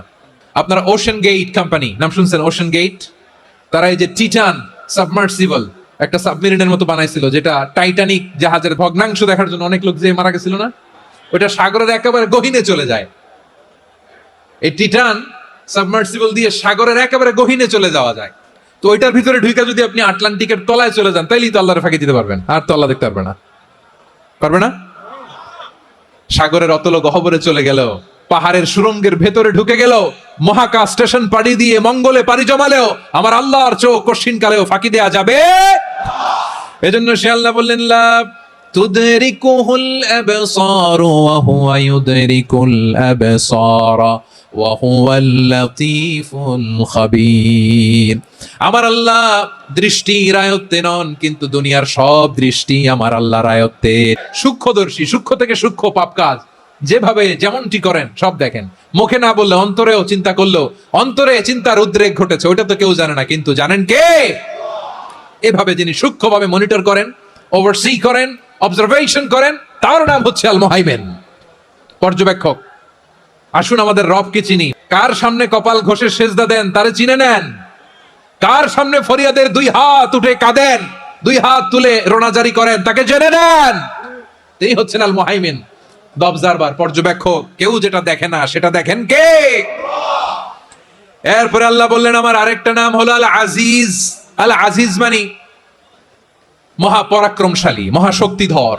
আল আজিজ, দ্য অলমাইটি, দ্য অলমাইটি, মহাশক্তিধর, মহাপরাক্রমশালী, যার মোকাবেলায় কেউ টিকতে পারে না, যার সিদ্ধান্তের সামনে কেউ বাধা হয়ে দাঁড়াতে পারে না, যার ক্ষমতার সামনে পৃথিবীর সব ক্ষমতা নস্যি, তুচ্ছ, নগণ্য, অসহায়, তার নাম হচ্ছে আল আজিজ। সুবহানাল্লাহ পড়বেন না? আল আজিজ, মহাপরাক্রমশালী, ক্ষমতাধর, শক্তিধর, দ্য অলমাইটি, যার ক্ষমতার মোকাবেলায় কেউ দাঁড়াতে পারে না, যার সিদ্ধান্তের সামনে কেউ বাধা হয়ে টিকতে পারে না, যার শক্তির সামনে সবাই অসহায়, দুর্বল। সুবহানাল্লাহ, তিনি হচ্ছেন আল আজিজ। আল্লাহ বলেন আল্লাযী খালাকাল মাউতা ওয়াল হায়াতা লিয়াবলুয়াকুম আইয়ুকুম আহসানু আমালা ওয়া হুয়াল আজিজুল গফুর। তিনি এমন সত্তা যিনি জীবন তৈরি করেছেন, মরণ তৈরি করেছেন, যাতে করে পরীক্ষা নিতে পারেন তোমরা কে কর্মে সেরা। তিনি হলেন আল আজিজ আল গফুর। তিনি ক্ষমাশীল, আবার তিনি শক্তিধর। তার শক্তির সামনে কেউ টিকতে পারে? তার সামনে কোনো ক্ষমতা টিকতে পারে না, তার সামনে কেউ বাধা হয়ে দাঁড়াতে পারে না, তার সামনে গোটা বিশ্ব মুখ থুবড়ে থাকে, অসহায়। তার নাম হচ্ছে আল আজিজ। চিল্লায় পড়েন সুবহানাল্লাহ। এরপরে আল্লাহ বললেন আমি হলাম আল জাব্বার। জাব্বার মানে দুর্দণ্ড, প্রতাপশালী, দ্য ডমিনেন্ট, যিনি সবাইকে বশ মানাতে পারেন, সবাইকে অনুগত করতে পারেন, যিনি সবাইকে পূর্ণ নিয়ন্ত্রণ করতে পারেন, তার নাম হচ্ছে আল জাব্বার। আল্লাহ বলেন হুয়াল কাহিরু ফাওকা ইবাদিহি ওয়া হুয়াল হাকীমুল খাবীর। কাহিরু ফাওকা ইবাদি, তিনি বান্দাদের উপর কাহের, একচ্ছত্র নিয়ন্ত্রণকারী। তিনি যেমন চান তেমন ভাবে বশ মানাতে পারেন সবাইকে। তিনি হচ্ছেন আল জব্বার। তিনি কি? বিশ্বনবী ফরমান, ইয়া খুদুল জব্বারু ইয়াউমাল কিয়ামাতি সামাওয়াতিহি ওয়া আরবাহু বিয়াদিহি। রব্বুল আলামিন কিয়ামতের দিন 7 আসমান 7 জমিন হাতের মুঠোয় নিয়ে এরকম ধরবেন। আমি যেরকম হাতের মুঠা করছি এরকম নাকি? না, যেমনটি আল্লাহর শানে খাটে ঠিক তেমন। সুবহানাল্লাহ বলেন। আল্লাহর সাথে কারো তুলনা হয়? তাহলে বলেন তো আল্লাহ দেখতে কার মতো? আওয়াজ করে বলেন, আল্লাহ আল্লাহর মতো। আল্লাহ কার মতো? ওয়ালাম ইয়াকুল্লাহু কুফুয়ান আহাদ, তার মতো কেউ নাই। তাহলে তিনি কার মতো? তার মতো। আল্লাহ তাআলা 7 আকাশ 7 জমিনকে হাতের মুঠোয় নিবেন, মুঠোয় নিয়ে বলবেন আনাল জব্বার। আরে আমি তো জব্বার, আইনাল জব্বারুন। দুনিয়ার স্বৈরাচারী গুলো আজকে কোথায়? দুনিয়ার জালিম গুলো কোথায়? দুনিয়ার অত্যাচারী বাদশাগুলো আজকে কোথায়? আল্লাহ বলবেন আমি তো জব্বার। দুনিয়াতে যারা জব্বার বলে নিজেদের দাবি করতো, স্বৈরাচার, ডিক্টেটর, জালিম, অত্যাচারী, আজকে তোরা কোথায়? কোথায়? কোনো আওয়াজ নাই, কোনো খাওয়া নাই। ওই দিন কোনো টু শব্দ নাই। ওই দিন ক্ষমতা হবে এক সত্তার। চিল্লায় বলো তিনি কে? এরপরে আল্লাহ বললেন আমি হলাম মুতাকাব্বির। মুতাকাব্বির মানে হচ্ছে দ্য সুপিরিয়র, যার চেয়ে বড় কেউ নাই, তিনি সবচেয়ে বড়। এই জন্য নামাজে প্রত্যেক রুকুতে সেজদায় আমরা সবাই বলি আল্লাহ আপনি সবচেয়ে বড়, ইউ আর দ্য গ্রেটেস্ট। আমরা বলি আল্লাহু আকবার। আমরা কি বলি? আল্লাহু আকবার মানে কি? আল্লাহ সবচেয়ে মহান, সবচেয়ে বড়। বলেন তো আল্লাহর চাইতে বড় কোন সত্তা এই মহাবিশ্বে দ্বিতীয় কেউ আছে? এজন্য আল্লাহ বলেন আমি হলাম আল মুতাকাব্বির। প্রকৃত গর্ব অহংকারের মালিক। আসল গর্ব, বীরত্ব, অহংকারের মালিক কে? আল্লাহ ছাড়া আর কারো অহংকার সাজে? সাজে না। আমাদের অহংকার সাজে? অহংকার সাজে না। আল্লাহ বলে আল কিবরিয়া উরিদাই, অহংকার আমি আল্লাহর চাদর। ওয়াল আযামাতু ইজারি, বরত্ব আমি আল্লাহর লুঙ্গি। যে অহংকার করে ওই বেয়াদব কেমন যেন আমি আল্লাহর চাদর ধরে টান মারে। আর যে আমি আল্লাহর চাদর ধরে টান মারার স্পর্ধা করে, আলকাইতুহু ফিন্নার ফালা উবালি, ওরা আমি জাহান্নামে নিক্ষেপ করব, আই ডোন্ট কেয়ার। ওরা আমি জাহান্নামে ফেলি। কারণ অহংকার এটা মানুষের সাজে না, এটা সাজে কার? তিনি হচ্ছেন আল মুতাকাব্বির। আল্লাহ ডেকে বলে গোলাম কেমন করে তোর বরত্ব সাজে, অহংকার সাজে? হাল আতা আলাল ইনসানি হিনুম মিনাদ দাহরি লাম ইয়াকুন শাইআম মাযকুরা। মানুষের এমন একটা সময় ছিল, সে মানুষের উল্লেখ করার মতো তার জীবনে কিছুই ছিল না। আমাদের জীবনে একটা সময় ছিল উল্লেখ করার মতো আমরা কিছুই ছিলাম না। বলেন তো আমাদের মায়ের পেটে যখন আমরা ছিলাম, প্রথম আমাদের সাইজ এত ছোট ছিল, এক ফোঁটা পানি, নাপাক পানি, মাইক্রোস্কোপ দিয়েও তো আপনার হদিস খুঁজে পাওয়া যায় না। তা আপনার অহংকার আসে কোত্থেকে? আপনার বাবার পিঠ থেকে যখন মায়ের জরায়ুর ভেতরে যে আপনি পড়লেন, আপনি এত তুচ্ছ, আমরা এত তুচ্ছ নগণ্য ছিলাম, মাইক্রোস্কোপ দিয়েও আমাকে খুঁজে পাওয়া যায় না, সেই আমি অহংকার করি। মায়ের পেটে 8 মাস 9 মাস তিলে তিলে আমাকে বড় হওয়ার তৌফিক দিলেন কে? দুনিয়াতে আসার পরে হায়রে দাঁত নাই, হাড্ডি চাবাইতে পারি না, ঠিক কিনা? আচ্ছা বারোখালী বাসে আপনাদের ঘরে যাদের 6 মাস 4 মাসের বাচ্চা আছে, ওরা গরুর হাড্ডি খাইতে পারে? হ্যাঁ। তারপর হাঁসের হাড্ডি, মুরগির হাড্ডি চাবাতে তো খুব ভালো লাগে, তো এগুলো চাবাতে পারে? কি দুর্বল দেখছেন, ও কিছু খাইতেও পারে না। ওরে দুধ দিয়ে, তারপরে ওকে আপনার ডাল দিয়ে, সবজি দিয়ে একটা মিক্স খিচুড়ি বানাইতে হয়, এটারও আবার ব্লেন্ডার করতে হয়। এদিক দিয়ে দিলে বাচ্চার এদিক দিয়ে পড়ে, এ নাকি আবার অহংকার করবে।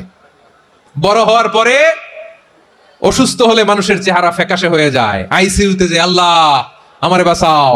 এতদিন কইতে আমি ক্ষমতার মালিক, এতদিন কি কইছে? আমি ক্ষমতার মালিক। আইসিইউর বেডে কি বলে? আল্লাহ আমারে বাঁচাও। দেখছেন ক্ষমতা? এই তো মানুষের ক্ষমতা, এই তো ক্ষমতা। আর বয়স যখন 70-80, লাঠি ছাড়া যার জীবন চলে না। পিঠটা আগে ছিল এরকম, এখন বাঁকা হয়ে গেছে। এ করে অহংকার, এ করে বরত্বের গর্ব আর বড়াই। আল্লাহ বলে মানুষের জন্য অহংকার সাজে না, বরত্ব মানুষের মানায় না, দাম্ভিকতা মানুষের মানায় না। অহংকার, গর্ব, বড়ত্ব এগুলো একজনের জন্য। আওয়াজ করে বলেন তিনি কে? আল মুতাকাব্বির, দ্য সুপিরিয়র, সবচেয়ে বড়, বড়ত্ব এবং গর্বের অধিকারী। এরপর আল্লাহ বললেন সুবহানাল্লাহি আম্মা ইউশরিকুন। তোমরা আল্লাহর সাথে যে সমস্ত জিনিসের শরীক করো, আল্লাহ তাআলা এগুলো থেকে অনেক পবিত্র। এরপর আল্লাহ বললেন হুয়াল্লাহুল খালিকুল বারিউল মুসাউবিরু লাহুল আসমাউল হুসনা। হুয়াল্লাহুল খালিক, তিনি হলেন স্রষ্টা। আল বারি, বারি মানেও স্রষ্টা, আল মুসাওয়ির, মুসাওয়ির মানেও স্রষ্টা। তিনটাই আল্লাহর সৃষ্টি সংক্রান্ত, কিন্তু তিনটা তিন রকম। আল খালিক মানে স্বাভাবিক স্রষ্টা, সৃষ্টির প্ল্যান করে যিনি, আদেশ করেন যিনি। আল বারি মানে কোন নমুনা ছাড়া যিনি কিছু নির্মাণ করতে পারেন, ওই স্রষ্টা। সুবহানাল্লাহ বলেন। আর তিন নম্বরে আল মুসাওয়ির, যিনি ফ্যাশনার, ডিজাইনার, দ্য শেপার, যিনি আকৃতি দান করেন মানুষের, তিনি হচ্ছেন আল মুসাওয়ির। এক নম্বরে আল্লাহ হলেন খালিক, আমাদের স্রষ্টা। আওয়াজ করে বলুন তো আমার ভাইয়েরা, আমাদেরকে সৃষ্টি করেছেন কে? এই সৃষ্টি করার জন্য আল্লাহর কি অনেক কষ্ট হয়েছে নাকি? অনেক সময় দেয়া লেগেছে নাকি? আমার আল্লাহর ঘাম ঝরেছে নাকি? আল্লাহ বলে, না রে গোলাম, তোদের মতো আমার সময় লাগে না, কষ্ট হয় না। আমি কোন বলতে দেরি হয়, ফায়াকুন হতে দেরি হয় না। সুবহানাল্লাহ। ইন্নামা আমরুহু ইযা আরাদা শাইআন আন ইয়াকুলা লাহু কুন ফায়াকুন। আল্লাহর যখন কিছু করার ইচ্ছা জাগে, ইচ্ছা করেন, তিনি বলেন হও, মুহূর্তেই হয়ে যায়। হও, বি ইট ওয়াজ, বি ইট ওয়াজ। হও, হও বলতে দেরি, হতে দেরি হয়, হও হয়ে যায়, কোনো দেরি নেই। তার মানে আল্লাহর হও বলা লাগে না, হও বলা লাগে না। এটা আমাদেরকে বোঝানোর জন্য আল্লাহ বলেছেন যে আমি কোন বললে হয়ে যায়, তাই বলে কোন বলার মুখাপেক্ষী আমি নই। সুবহানাল্লাহ পড়বেন না? কেমন রবের গোলাম আমরা! আল্লাহ এই খালিক শব্দের কথা কোরআনের অনেক আয়াতে বলেছেন, ইন্নী খালিকুম বাশারাম মিন তিন। আমি মানুষকে কাদা দিয়ে, মাটি দিয়ে তৈরি করেছি, আমি হলাম খালিক, স্রষ্টা। আল খালিক, দ্য ক্রিয়েটর, যিনি সৃষ্টি করেন, সৃষ্টির আদেশ দেন। এরপরে আল্লাহ বলেন আমি হলাম আল বারি। আমরা বলি না বারি তাআলা, বারে তাআলা বলি না আমরা, এটা আল্লাহর একটা নাম। আল বারি মানি যিনি পূর্বের কোনো নমুনা ছাড়া নতুন করে উদ্ভাবন করতে পারেন। সুবহানাল্লাহ বলেন। আচ্ছা, দুনিয়াতে আমরা কিছু বানাতে হলে পূর্বের নমুনা দেখার দরকার আছে না নাই? আমাদেরকে বানানোর আগে আল্লাহর কাছে কোনো নমুনা ছিল না, অস্তিত্বহীন থেকে তিনি আমাদেরকে অস্তিত্বে এনেছেন। নমুনা ছাড়া যিনি কিছু তৈরি করতে পারেন, তাকে আরবিতে বলে আল বারি, দ্য ইনভেন্টর, উদ্ভাবক। কিছুই ছিল না, ওইটা থেকে যিনি তৈরি করেন, তিনি বারি। ফাতুবু ইলা বারিইকুম, তোমাদের ওই রবের কাছে ফিরে যাও। তাহলে সৃষ্টি সংক্রান্ত আল্লাহর এক নম্বর নাম আল খালিক, দুই নম্বরে আল বারি, তিন নম্বরে আল্লাহ বললেন আমি হলাম আল মুসাওয়ির, আমি আকৃতি দানকারী, the fashioner, the designer, the shaper. আল্লাহ তাআলা আমাদের আকৃতি দান করেন। আমাদের দেহাবয়বের আকৃতি দান করেছেন কে?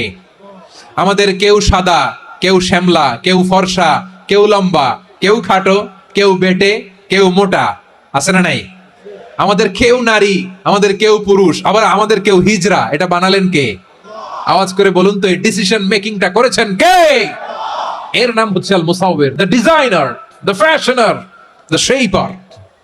তিনি শেপ দেন। মায়ের পেটে থাকতে আমাদের কার কণ্ঠস্বর কেমন হবে, কার ডিএনএ, আমাদের দেহে যে সেলের মধ্যে যে ডিএনএ থাকে, ডাইঅক্সিরিবো নিউক্লিক অ্যাসিড, এটা দিয়ে আমাদের ফিচার গুলো ডিফাইন হয়। এটা কার কণ্ঠ কেমন, কার চেহারা কেমন, কার স্কিন কালার কেমন, এটা ডিসাইড করেছেন কে? সে আল্লাহ বলছেন হুয়াল্লাযী ইউসাউয়িরুকুম ফিল আরহামি কাইফা ইয়াশা লা ইলাহা ইল্লা হুয়াল আজিজুল হাকীম। তিনি এমন সত্তা যিনি মায়ের পেটে থাকতেই তোমাদের চেহারার আকৃতি দিয়েছেন, যেমন চেয়েছেন তেমন দিয়েছেন। তিনি কে? আপনার চেহারা ডিজাইন করছে কে? আমারটা ডিজাইন করছে কে? নাকি আমরা করছি? এই ক্ষমতা আল্লাহ আমাদের হাতে দিছে, নিজের হাতে রেখে দিছে। সুবহানাল্লাহ পড়েন। আবার সূরা ইনফিতারে আল্লাহ বলছেন আল্লাযী খালাকাকা ফাসাওয়াকা ফাআদালাকা ফি আইয়ি সূরাতিন মা শাআ রাক্কাবাক। তিনি এমন সত্তা যিনি তোমাদের সৃষ্টি করেছেন, এই সৃষ্টিকে সুবিন্যস্ত করেছেন, সুষম করেছেন, যেমন চেয়েছেন তেমন আকৃতিতে তোমাদেরকে তিনি দুনিয়ায় পাঠিয়েছেন। সুবহানাল্লাহ। তাহলে এই আকৃতি দান করেন কে? আল্লাহর এই নামটা হচ্ছে আল মুসাওয়ির, মানে আকৃতি দানকারী। প্রিয় ভাইয়েরা, আকৃতি দেওয়া আমাদের কাজ না, আকৃতি দেন আল্লাহ। এজন্য কারো আকৃতি নিয়ে কখনো বাজে মন্তব্য করা যাবে, কারো আকৃতি নিয়ে ব্যঙ্গ করা যাবে। এটার ইংরেজিতে বলে বডি শেমিং। কি বলে? Body shaming. এটা হারাম। আমার কলিজার টুকরা বারুয়াখালীর নবাবগঞ্জের যুবক ভাইয়েরা, খবরদার, কোশ্চিন কালেও আমরা কারো দেহের আকৃতি নিয়ে, বডি শেপ নিয়ে মন্দ কথা, বাজে কমেন্টস করব, কারণ এই আকৃতিটা দিয়েছে কে? আচ্ছা, ও যে শ্যামলা, ওরে শ্যামলা বানালো কে? আর এই লোক যে ফর্সা, এর ফর্সা বানালো কে? একজন লম্বা, কে বানালো? আরেকজন খাটো, কে বানালো? তো লম্বা বানাইছে আল্লাহ, বেটে বানাইছে আল্লাহ। ওরা যদি বেটে বলেন, গালিটা কি ওর কাছে যায় না? যে ওরে বেটে বানাইছে তারে দেয়া হয় গালি। কথা বুঝতেছেন? কারো আকৃতি নিয়ে যদি আপনি ব্যঙ্গ করেন, তাহলে যে সত্তা এই আকৃতি দিয়েছে তাকে ব্যঙ্গ করা হয়। কেউ খাটো হওয়ার জন্য ওরা যদি আপনি খাটু বলেন, ওকে বলেন নাই, যে সত্তা তাকে খাটো বানিয়েছে তাকে বলেছেন আপনি। তাহলে কারো আকৃতি নিয়ে ব্যঙ্গ করবেন, কশিন কালেও যেন আমরা না করি। প্রিয় ভাইরা, আম্মাজান আয়েশা রাদিয়াল্লাহু তাআলা আনহা, আমাদের প্রিয় আম্মাজান, বিষ্ণু ইসা ইসলামের প্রিয়তমা স্ত্রী, উনি বিষ্ণু ইসা ইসলামের আরেক স্ত্রী, ওনার নাম হচ্ছে সাফিয়া, উনিও আমাদের আম্মাজান। ওনার ব্যাপারে একটা কথা বলতে যে একটা কথা বলেছিলেন, রাসূল সাল্লাল্লাহু আলাইহি ওয়াসাল্লাম এটা পছন্দ করেননি। উনি বললেন যে আপনার স্ত্রী এমন এমন, সরাসরি বলেন না, ইঙ্গিত দিয়ে। নারীদের মধ্যে মানবিক কারণে জেলাসি একটু থাকে, এটা স্বাভাবিক। এটা থেকে নবীর স্ত্রীরাও মুক্ত ছিলেন না, এটা থাকবে। তো তিনি বলেছিলেন যে আপনার অমুক স্ত্রী কাদা ওয়া কাদা, সফিয়া তো এমন এমন, তা আনি কসিরা, এটা দিয়ে বুঝিয়েছিলেন একটু খাটো, একটু স্থূলাকৃতির, একটু মোটা ছিলেন, উনি খাটো ছিলেন। ইঙ্গিত করে যখন রাসূল সাল্লাল্লাহু আলাইহি ওয়াসাল্লামকে এটা বললেন, রাসূল সাল্লাল্লাহু আলাইহি ওয়াসাল্লাম এটা পছন্দ করলেন না। আল্লাহ রাসূল বললেন, আয়েশা তুমি এটা কি বললে? এমন কথা তো তোমার কাছ থেকে আশা করি নাই। তুমি আমার আরেক বিবির ব্যাপারে এমন কথা বললে। আয়েশা তুমি কি জানো, লাকাদ কুলতি কালিমাতান লাউ মুজিজাত বিমাইল বাহরি লামাসাজাতহু, তুমি এমন একটা কথা মুখ দিয়ে উচ্চারণ করেছো, এই শব্দগুলো যদি সাগরের পানিতে ছেড়ে দেয়া হয়, এই কথার তিক্ততার পঙ্কিলতার কারণে নীল সাগরের পানি মুহূর্তেই কালো হয়ে যাবে। আয়েশা খবরদার, আর এরকম বলো না, আর বলো না। রাসূল সাল্লাল্লাহু আলাইহি ওয়াসাল্লাম কখনো বডি শেমিং কে স্পেস দিতেন না, সুযোগ দিতেন না। আল্লাহ নবী সাল্লাল্লাহু আলাইহি ওয়াসাল্লামের এক সাহাবী আব্দুল্লাহ ইবনে মাসউদ রাদিয়াল্লাহু তাআলা আনহু, ওনার পাগুলো ছিল খুব সরু আকৃতির, কৃষ বর্ণের, চিকন।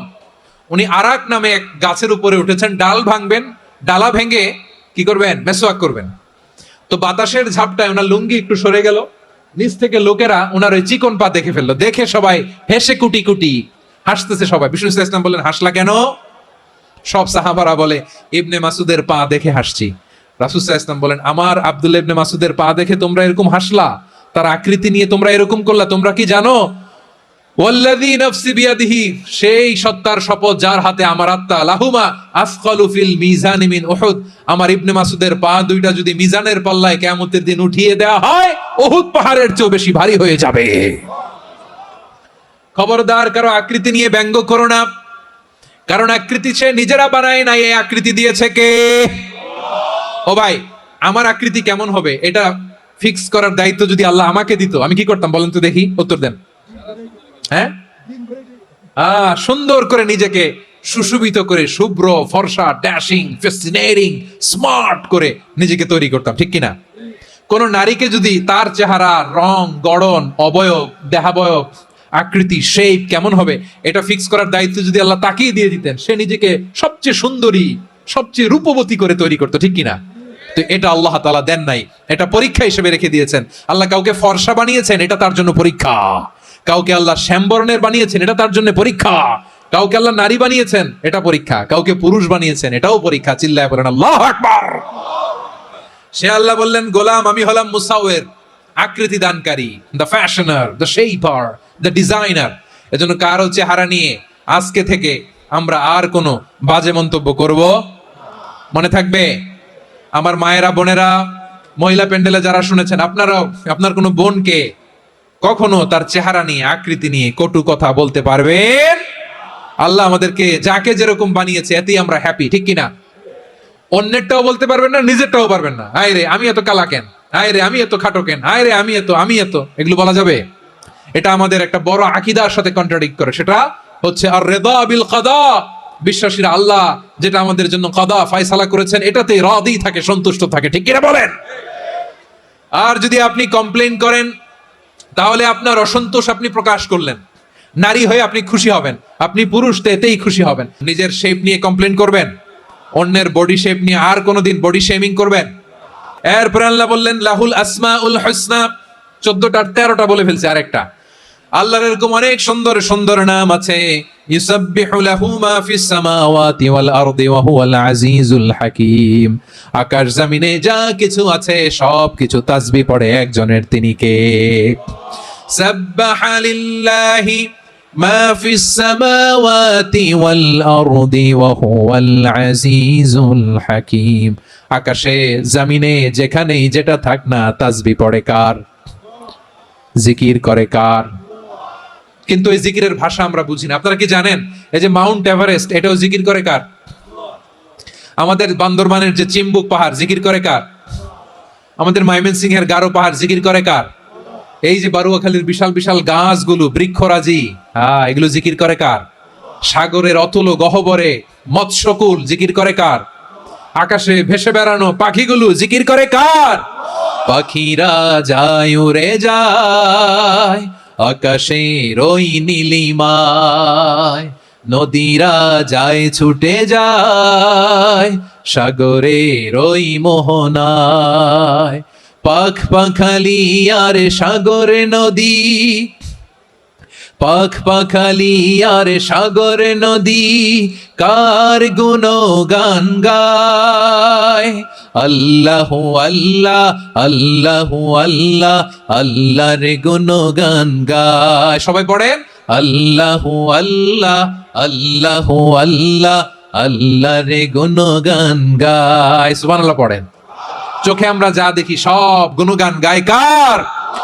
এজন্য আল্লাহ বললেন ওয়া ইম মিন শাইইন ইল্লা ইউসাব্বিহু বিহামদিহি ওয়ালাকিন লা তাফকাহুনা তাসবিহাহুম।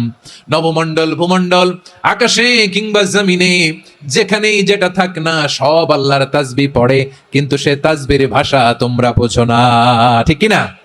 তাদেরও তাসবির ভাষা আছে। পাখিগুলো তাদের ভাষায় আল্লাহর জিকির করে, পাহাড় তাদের ভাষায় আল্লাহর জিকির করে, সাগরগুলো জলোচ্ছ্বাসে ঢেউয়ের তালে তালে আল্লাহর জিকির করে। সুবহানাল্লাহ পড়েন। সে আল্লাহ বললেন ইউসাব্বিহু লাহু মা ফিস সামাওয়াতি ওয়াল আরদি, আকাশে যা আছে তাও আল্লাহর তাসবিহ পড়ে, জমিনে যা আছে তাও আল্লাহর তাসবিহ পড়ে।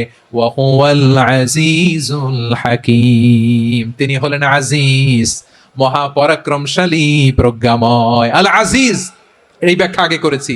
আল হাকিম সর্বশেষ 14 নম্বর আল্লাহ তাআলার গুণবাচক নামটি হচ্ছে আল হাকিম।